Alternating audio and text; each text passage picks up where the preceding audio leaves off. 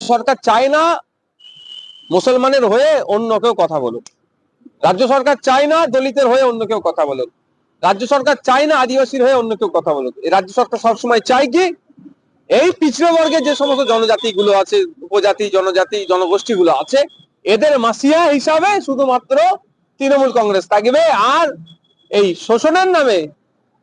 তোষণের নামে এদেরকে শোষণ করবে। এটাই মুখ বুঝে সহ্য করতে হবে।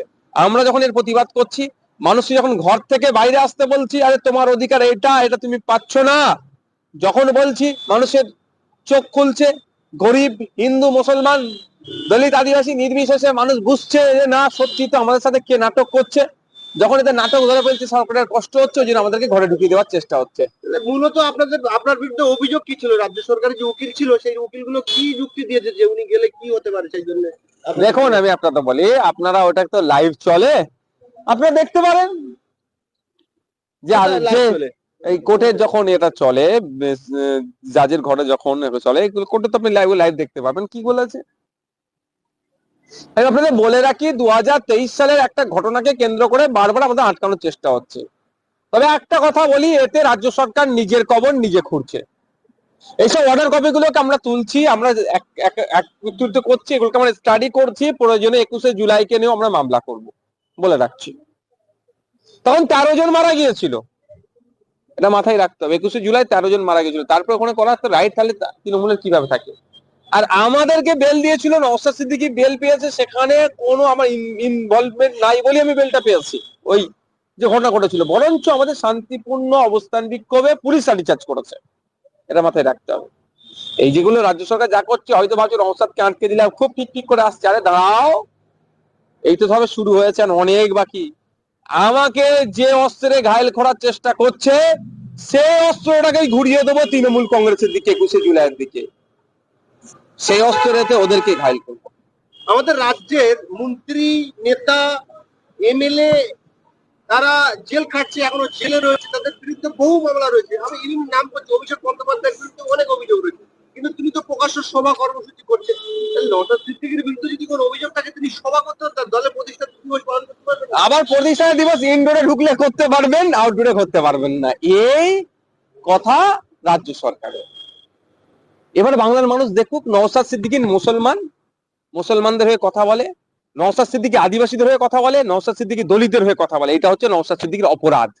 আপনি যদি বলেন আপনার অপরাধটা কি, আপনি কেন পারলেন না, আমি মনে করছি আমার অপরাধটা এটাই, আমি কেন মুসলমানদের অধিকারের কথা বলবো, আমি কেন দলিতদের কথা বলবো, আমি কেন ফেক এসটি/এসসি সার্টিফিকেটের বিরুদ্ধে কথা বলবো, আমি কেন জল জমি জঙ্গলের হয়ে কথা বলবো, এটা হচ্ছে আমার অপরাধ হয়ে গেছে।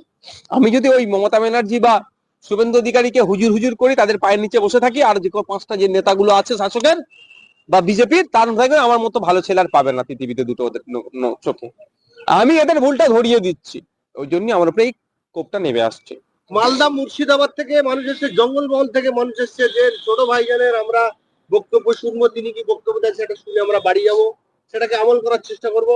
একদিন আগে তারা বেরিয়েছে এবং সভা হচ্ছে সেই জায়গাও, মানে সভা যখন সভাপতি ভাষণ দিচ্ছেন যে ভাইজান বক্তব্য দেবে, সেই জায়গায় ভাইজান বক্তব্য দিতে পারলেন না, তারা মানে হতাশ হয়ে বাড়ি ফিরলেন। তাদের জন্য এর জবাবটা তারা দেবে অবশ্যই। অনেক আমার ভালোবাসার ভাই দেখেছি, সত্যি আমাকেও কি ক্ষোভ হয়নি, আমারও কি রাগ হয়নি। তবে রাগ আর ক্ষোভটাকে সঠিক দিশাতে নিয়ে যেতে হবে, গালাত ইস্তেমাল করলে চলবে না, সঠিক ইস্তেমাল করতে হবে এই রাগ আর ক্ষোভটাকে।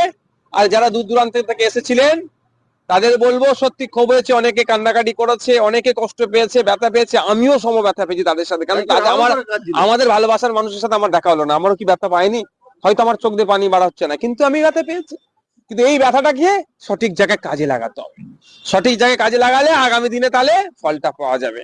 তবে একটা কথা বলে রাখি, একটা মাত্র বিধায়ক সংযুক্ত মোর্চা তথা আইএসএফের এক বিধায়ককে আটকানোর জন্য পুরো একটা সরকার উঠে পড়ে লেগেছে, যাদের 70টা এমএলএ আছে তাদের আটকানোর জন্য লাগেনি। ভাবতে হবে মানুষকে।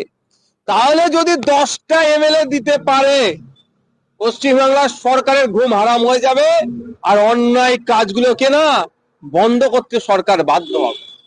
তাই আমি ভাবতে বলবো বাংলার জনগণকে, দলিত আদিবাসী মুসলিম সহ পিছড়ে বর্গের মানুষকে, যে 2026-এ 10টা পাঠান, আপনারা 10টা পাঠানই এই সরকারের অন্যায় করার পথ ভুলে যাবে, ন্যায় দেবে, ইনসাফ দেবে, সে যেই সরকারে আসবে না কেন।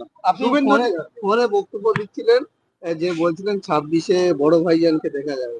26-এ বড় ভাইজান তো এখানেই চলে আসতে চেয়েছিলেন, আমি অনুরোধ করলাম তাকে, অনুরোধ করে আমি বললাম যে এই 21টায় এই আপনার 25-এ বাংলা জনগণ দেখুক এই সরকারের দ্বিচারিতা, যে শুভেন্দু অধিকারী, যে সুকান্ত মজুমদার যখনই মুখ খুলছে তখনই বিষ উগলাচ্ছে। হিন্দু মুসলমানের মধ্যে অশান্তি লেগে যাবে, ভাইয়ে ভাইয়ে অশান্তি লেগে যাবে, এলাকায় এলাকায় অশান্তি লেগে যাবে, এলাকায় এলাকায় অশান্তি লেগে যাবে, এলাকায় এলাকায় অশান্তি লেগে যাবে।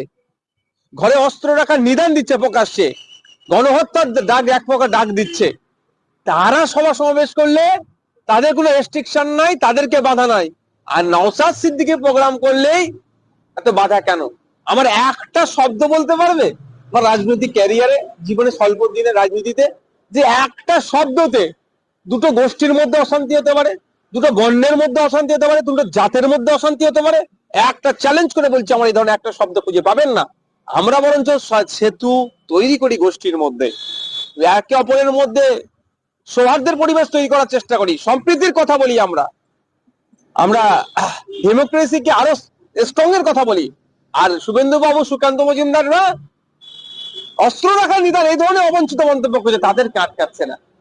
তো বড় ভাইজান যেতে চেয়েছিলেন, আমি বড় ভাইজানকে বলেছি রাজ্য সরকার আমাদের সাথে যে আচরণটা করলো বাংলার মানুষকে একটু জানানো দরকার। সেই জন্য তাকে আটকে দিয়েছি, মানে তাকে অনুরোধ করেছি, তাকে বললো যে চলুন 2026 সালে ব্রিগেডে যাই, এই রাজ্য সরকারের অন্যায়ের যেগুলো করছে এই অন্যায়কে বন্ধ করার কফিনের শেষ পেরেকটা ওখানে পুঁততে যায়। আপনি মিডিয়া এবং সোশ্যাল মিডিয়া সক্রিয় ভাবে থাকেন, দেখেছি আমি সবসময় এই এই জায়গায় ও সমস্ত চ্যানেলকে বাইট দেন। কিন্তু আপনার যে শহীদ মিনারের সভা হলো, সেই সভায় আমরা তথাকথিত যে ইলেকট্রনিক্স মিডিয়া, সেই মিডিয়াকে তেমন ভাবে দেখিনি। কি বলবেন এই প্রসঙ্গে? দেখুন, ব্যাপারটা হচ্ছে এটা আজ থেকে নয়, এটা দীর্ঘদিন ধরে হয়ে আসছে। আমি ভাঙড়ের বিধায়ক, আমাদের ভাঙড়ে যদি কেউ একটা চকলেট বোমা ফাটায়, মেইন স্ট্রিম মিডিয়াগুলো সেগুলোকে ফেলাও করে দেখায়। ভাঙড় বিধানসভা থেকে 20 কিলোমিটার দূরে কোনো ঘটনা ঘটলে ভাঙড় বলে উল্লেখ করে। সেই ভাঙড়ে আমরা পরপর 3 বছর যে ঐতিহাসিক কাজ করলাম, প্রথম বছরে 2720 জন রক্ত দিয়েছে একটা ভেন্যুতে, তারপরে বছরে প্রায় 3600 মানুষ রক্ত দিয়েছে 10টা ভেন্যুতে, 10 দিন ধরে টানা। আর এই বছরে 3567 জন, 3500-এর অধিক মানুষ একটা ভেন্যুতে, 1000-এর অধিক মহিলা রক্ত দিয়েছে। এত বড় কর্মযজ্ঞ আমরা চালালাম, আমাদের সেটা দেখালো না। কিন্তু এখানে যদি একটা চকলেট বোম ফাটতো দেখতেন, খবর করে দিত। এটা বারবার এটা হয়ে আসছে, এটা নতুন কিছু নয়। তবে একটা কথা বলবো, আমরা মিডিয়াকে টাকা দিয়েও খবর করি না, আমরা মিডিয়াকে গালাগালি দিয়েও খবর করি না। যদি প্রয়োজন মনে করে আমাদের খবর করে, যদি না প্রয়োজন মনে করে খবর করে না। আপনারাও প্রয়োজন মনে করলে খবর করবেন, না প্রয়োজন মনে করলে খবর করবেন না। তবে মিডিয়াকে আমরা তথাকথিত ভাবে আমরা কি বলি, সমাজের চতুর্থ স্তম্ভ বৈষয়, ফোর্থ পিলার বলি আমরা ডেমোক্রেসির, এই ধরনের প্রচলিত ভাষায় বলি। তাদের কাজ হবে নিরপেক্ষতার সাথে সঠিক খবর পরিবেশন করা, যে খবর পরিবেশন করলে সমাজকে এগিয়ে নিয়ে যাওয়া যাবে। এই প্রসঙ্গে একটুখানি বলি, এই প্রসঙ্গে একজন, নাম বলবো না, তিনি একজন ইলেকট্রনিক্স মিডিয়ার সাংবাদিক, তিনি অ্যাঙ্কারিং করে, তিনি বলছেন এটা সেরা সময়, এই সময়টাকে ভারতবর্ষকে হিন্দু রাষ্ট্র ঘোষণা করে। সাংবাদিকের কাজ এটাই। সাংবাদিক ওই জন্যই তো আছে, সাংবাদিকদের দুরবস্থাই তো নিরপেক্ষতার অভাব, গুজব, ফেক নিউজ ছড়ানোর ফলে কি হয়েছে, এশিয়ার যত কান্ট্রি আছে গুজব খবর ছড়ানোতে টপে আমাদের দেশ হয়ে গেছে।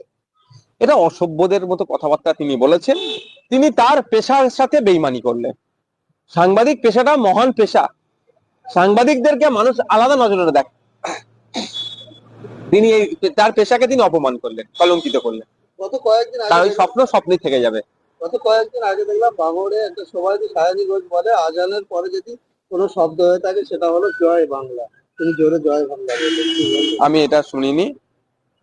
আর এই ধরনের যদি কথা বলে, পুরো বক্তব্যটা আমি শুনে প্রতিক্রিয়া অবশ্যই দেবো। মানে কোন অ্যাঙ্গেল থেকে কি বলেছে আমি একবার শুনবো। তবে আজানের পরে এই যে কথা বলছেন, এই যে জয় বাংলা যেটা বলছেন, তো উনি প্রথম কথা, এই জয় বাংলা শব্দটা তো বাংলাদেশের আমদানি, এটা তো বাংলাদেশের। আমাদেরকে নিজস্বতা নয়, আমাদের রবি ঠাকুর, আমাদের কাজী নজরুল ইসলাম, আমাদের দেশ ভাগের পরে আলাদা আলাদা হয়েছে। এখন এখন সিটিজেনশিপ বাংলাদেশ, যারা জন্মগ্রহণ করবে তার বাংলাদেশ সিটিজেনশিপ। কিন্তু নজরুল, রবীন্দ্রনাথ ঠাকুর, তা আমাদের হাজার হাজার এরকম কবি সাহিত্যিকরা আছেন, শব্দ জন্ম দিতে পারেন না, নতুন নতুন শব্দ দিচ্ছেন তো আমাদের। তার মধ্যে বাংলাদেশে আমদানিকৃত শব্দ উনি বলছেন, উনি শুধুমাত্র মানুষকে আবেগে রাখতে চাইছে। উনি ব্যর্থ হয়েছেন, সম্পূর্ণরূপে উনি ব্যর্থ হয়েছেন। উনি লোকসভাতে গিয়ে ভাঙড়ের কথা এখন একবারের জন্য তিনি উচ্চারণ করেননি। উনি মেট্রো বলছেন বারাইপুরে, কিন্তু ভাঙড়ে যে ট্রেন লাইনে হওয়ার কথা ছিল সেটার জন্য তিনি একবারের জন্য বলেন। নতুন লাইন পাতার কথা বলছেন, নতুন প্রস্তাব আনছেন, কিন্তু অলরেডি যেটা প্রস্তাব হয়ে আছে সেটাকে বাস্তবায়ন করার জন্য তিনি বললেন না। এগুলো শুধু আবেগে করছে। তো জিতেছে কিভাবে সবাই জানে, বাংলার মানুষ জানে। তবে এই গুন্ডাগার্দি বেশি দিন চলবে না। আর উনি যে কথা বলছেন, আমি বক্তব্যটা শুনে এর উত্তরটা কড়াকড়ি দেবো। শওকত মোল্লা বলছেন বারবার আমাকে কোর্টের ভয় দেখায় নৌসাদ, কিন্তু উনি যে আবার নটোরিয়াস ক্রিমিনাল বলে, সেই নটোরিয়াস ক্রিমিনাল মানে কি তিনি জানেন না। কি মানে একটু বলে তাই উনি এটা বলে যদি শান্তি পাই, আমি জানি না। আমার দর্শকদের জন্য নোটিশটা ক্রিমিনাল বাংলা একটু বলে দেখি। 28 তারিখে ডাংসাল কোর্টে আসবে, বাইকটা নেবেন, উনাকে বলবেন আর একবার আপনি বলুন, তারপরে উত্তর দেবে। কি বললাম? 28 তারিখে, এই মাসের এই 28শে জানুয়ারি ব্যাংসাল কোর্টে জামিন নিতে আসবে বাবু। বড় নেতা না, ও কাউকে পরোয়া করে না। নওশাদ সিদ্দিকীর 5 টাকার পেনের খোঁচাতে 28 তারিখে জামিন নিতে আসবে নটোরিয়াস ক্রিমিনালটা। ঠিক আছে, আবারও বলছি নটোরিয়াস ক্রিমিনাল। বাংলা অর্থ আমি বাংলা বলবো না, উনি তো মানসিক ভাবে শান্তি পাক, আমি বাংলা বলবো না। 28 তারিখের পরে বলবো। আপনারা 28 তারিখে আসবেন এতে, কি বলে আপনার ব্যাংসাল কোর্টে, তখন বলেছে বলুনাকে বলবেন, নওশাদ সিদ্দিকী বলেছে আপনাকে নটোরিয়াস ক্রিমিনাল বাংলায় বলবেন। আর 28 তারিখের পরে বলবে বলেছে। কেমন লাগছে জিজ্ঞাসা করবে জামিনটা নিতে এসে।